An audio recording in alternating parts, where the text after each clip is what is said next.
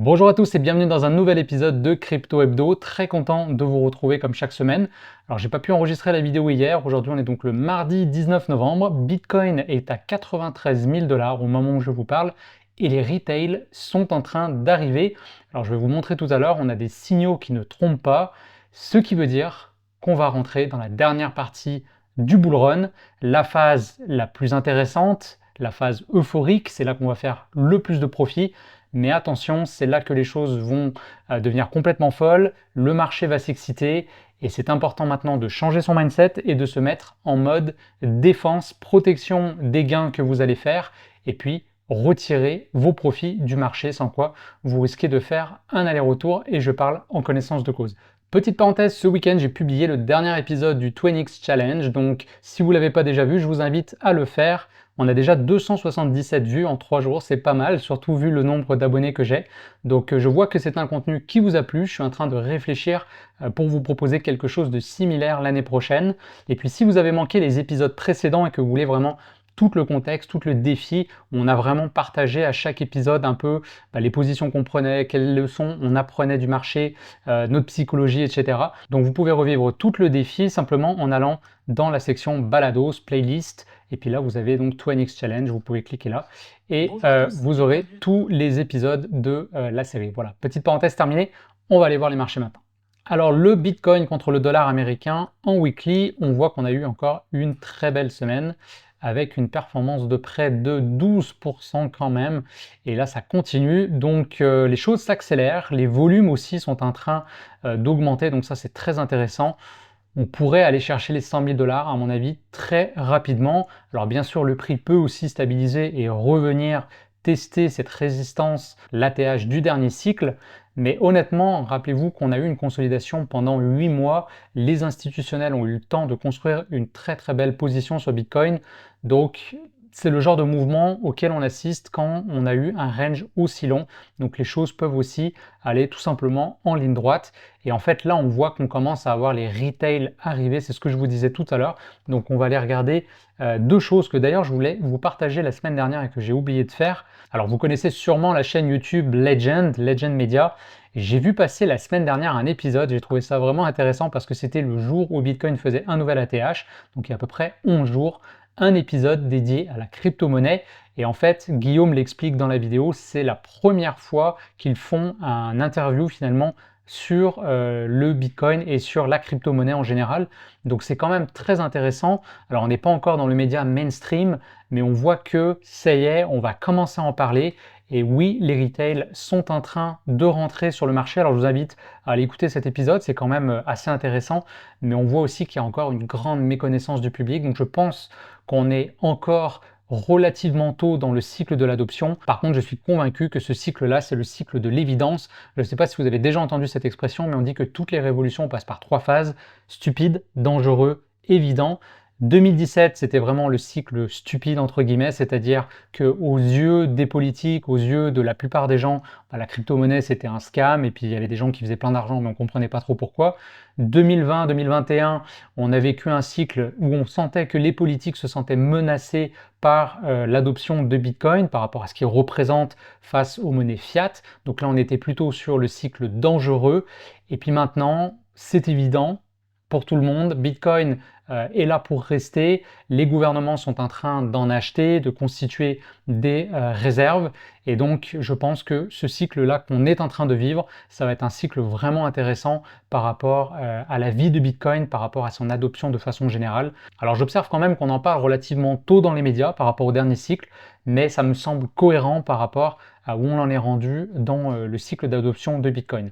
Un autre indicateur qu'on peut aller voir, c'est Google Trends. Alors Google Trends, c'est un outil très facile à utiliser, vous avez juste à taper un mot-clé, donc là j'ai mis Bitcoin par exemple, je vais juste monter un peu le graphique pour que vous puissiez voir, et là on voit tout simplement quand il y a une recherche qui est faite plus souvent sur Internet, donc les retailers qui vont sur Google, Bitcoin qu'est-ce que c'est, quelle crypto acheter, et on voit que là on a eu un pic et on a même dépassé le pic du mois de mars, où on avait eu la première phase, on va dire, de hausse sur le cycle. Donc très très intéressant. On peut s'amuser à aller voir aussi peut-être Memecoin. Hop. Alors là, c'est c'est assez, édifiant. On voit que les meme coins c'est en train, de partir. Alors attention, oui, c'est ça, sur les 5 dernières années. Donc par rapport même au dernier cycle, on voit que les meme coins ont une place beaucoup, beaucoup plus importante. Après, vous pouvez vous amuser, vous pouvez mettre crypto et cetera. Donc là, c'est une data qu'on ne peut pas ignorer. Les retails sont en train de rentrer sur le marché et donc ça va être important de changer notre mindset et de passer maintenant en mode prise de profit. Alors sur cette chaîne, je vous ai déjà parlé plusieurs fois de l'importance d'avoir un exit plan, une stratégie de sortie. C'est une des discussions aussi qu'on a eu avec Flo là sur le dernier épisode du 20x Challenge. Mais en fait, ça m'a fait réaliser que je vous avais jamais dit concrètement à quoi ressemble une stratégie de sortie. Donc je pense que c'est le bon moment pour le faire. Je vais vous partager ma stratégie de sortie. Je vous invite à faire la vôtre, bien sûr, pour que ça soit cohérent par rapport à vos objectifs. Et surtout, je vous invite à l'écrire noir sur blanc pour n'avoir plus qu'à l'appliquer dans les prochaines semaines parce que je vous le dis d'expérience, quand le marché devient euphorique, vous ne serez pas complètement imperméable à ces émotions-là. Et plutôt que de vous mettre dans une situation finalement où vous allez douter, vous allez peut-être vous poser la question de laisser vos positions courir plus longtemps, il est mieux de réfléchir maintenant, voilà, à tête reposée. On a quand même une bonne idée de ce qu'on peut aller chercher comme performance sur Bitcoin, sur les altcoins. Donc vous êtes mieux d'être conservateur, sortir un peu trop tôt que sortir trop tard, ça c'est sûr et certain. Donc voilà, je vous partage aujourd'hui ma stratégie de sortie. Alors la première chose, c'est de vous poser la question à partir de quand j'enclenche finalement ma stratégie de sortie. Et vous allez le voir, on va avoir trois types de sorties. On va avoir des sorties temporelles, on va avoir des sorties techniques et on va avoir des sorties sur objectif. Donc à partir de quand moi je vais enclencher ma stratégie de sortie, et c'est a priori pour bientôt, et bien c'est quand sur le Total Market Cap 3, on va faire un nouveau plus haut. Alors pourquoi j'ai choisi le Total Market Cap 3? Vous le voyez ici, c'est parce que ce market cap exclut la capitalisation de Bitcoin et d'Ethereum. Donc autrement dit, vous avez ici devant vous le pouls des altcoins. Et je vous rappelle que moi je suis investi à 100% en altcoin, donc j'attends la all season pour sortir mes profits. Si j'avais investi dans Bitcoin, j'aurais déjà enclenché ma stratégie de sortie parce qu'on a déjà fait un plus haut. Mais pour l'instant, sur les alts, à part quelques altcoins qui ont fait des nouveaux plus hauts, de façon générale, on est en train de rattraper Bitcoin et c'est toujours comme ça que ça se passe. Rappelez-vous, Bitcoin va mener la danse. Ensuite, vous avez la liquidité qui va descendre sur les grosses altcoins et puis ensuite, on va aller dans les low cap. Donc, je reviens sur mon total market cap 3 et en fait, ce que j'attends, c'est vraiment un nouveau plus haut ici. Alors pourquoi je pense que la all season est à nos portes? Eh bien d'abord parce que comme je l'ai dit juste avant, Bitcoin a marqué un nouveau plus haut, donc après généralement un mois, on va avoir la liquidité qui va commencer à descendre sur les autres projets. On a aussi la dominance de Bitcoin, on voit qu'il est en train de ralentir, qui est sur un niveau important, donc je pense qu'on devrait l'avoir baissé dans les prochaines semaines, et ça ce que ça veut dire c'est que Bitcoin va perdre de la force par rapport aux altcoins. Et puis pour finir, mais ça j'en avais déjà parlé, Dogecoin est rentré là vraiment dans une phase parabolique, on peut le dire, depuis les élections présidentielles. Et Dogecoin, historiquement, a toujours lancé la all season. Donc, clairement, pour moi, c'est un premier signal. Et je pense que très, très vite, on devrait voir un total market cap 3. Là, on voit qu'il a déjà franchi le plus haut du mois de mars. Et je pense qu'on devrait franchir ce niveau ici dans les prochaines semaines ou prochains mois. À partir de là, je vais enclencher ma stratégie de sortie. Donc déjà, sur un nouveau plus haut, je vais sortir 10% de mes profits. Alors ce chiffre-là, vous pouvez le changer, hein, bien sûr. Vous pouvez sortir plus si vous voulez être plus protecteur de votre capital. Si vous êtes plus risqué, vous pouvez le baisser. Mais 10%, je trouve que c'est intéressant. C'est un chiffre qui est quand même significatif. Moins que ça, je trouve que c'est presque anecdotique.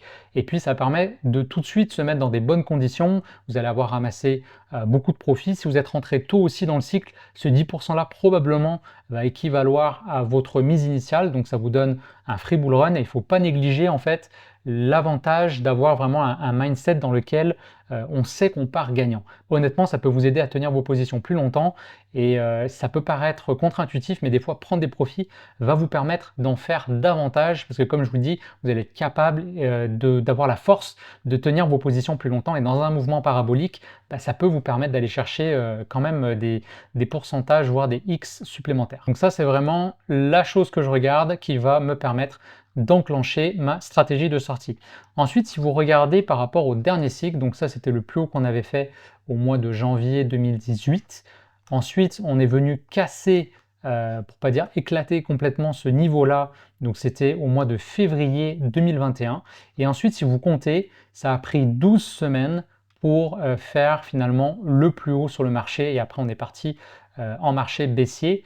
Donc en fait, je me suis calé sur cette idée-là qu'on devrait avoir a priori 3 mois à partir du moment où on aura franchi le dernier plus haut. Donc quand je parle de prise de profit temporelle, ce que je veux dire, c'est que à la fin de chaque semaine, je vais prendre des profits. C'est ce qu'on appelle le DCA out. Donc quand vous rentrez sur un marché, vous savez qu'il est préférable de rentrer en DCA, donc Dollar Cost Averaging. Vous rentrez progressivement dans ce marché pour lisser finalement votre prix d'entrée. Eh bien, c'est la même stratégie, mais à l'inverse. Donc DCA out, vous allez prendre des profits régulièrement et ça va vous permettre de lisser tout simplement votre prix de sortie. Alors pour mes objectifs, moi je vais prendre 4% sur une semaine verte et je prendrai 2% sur une semaine rouge. Donc comme on est en marché haussier, on devrait avoir a priori plus de semaines vertes, c'est normal parce que le marché est en train de monter, mais il va y avoir des semaines rouges. C'est juste que dans mon cerveau, je veux vraiment prendre l'habitude de prendre des profits sur des gains plutôt que sur des pertes. C'est pour ça que j'ai décidé de diviser par deux mon objectif sur des semaines rouges. Bien sûr, ces chiffres-là, vous pouvez les changer pour les adapter à votre profil. Vous pouvez décider par exemple d'être plus agressif, de prendre davantage de profits sur des semaines vertes.